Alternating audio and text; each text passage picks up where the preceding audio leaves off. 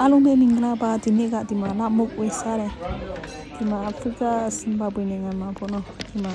ဆန်ရှင်ကတရုတ်ဟုတ်တယ်ဒါပေမဲ့ဝန်ထမ်းတွေကအကုန်လုံးအာဖရိကလူမျိုးတွေပဲဟုတ်တယ်သူတို့အမှုကသူတို့လုပ်တတ်တယ်စားချိတယ်မယ်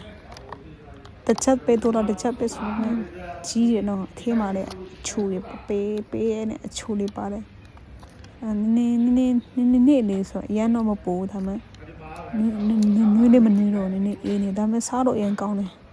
အထဲမှာအချိုလေးပေးတယ်အချိုလေးထည့်ထားတာတခုစားပြီးဆိုပိုက်ဝပြီလေဒီကကြီးတယ်နော်အထဲမှာကြီးပဲချက်ပဲဈေးတော့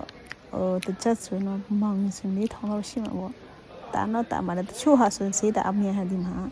ဒီဟာတော့တန်တယ်လို့ပြောလို့ရတယ်ခေါက်ဆွဲပါစားမယ်ဆိုအနည်းဆုံး$30လောက်ပေးတယ်丢ဆိုင်မှာဆို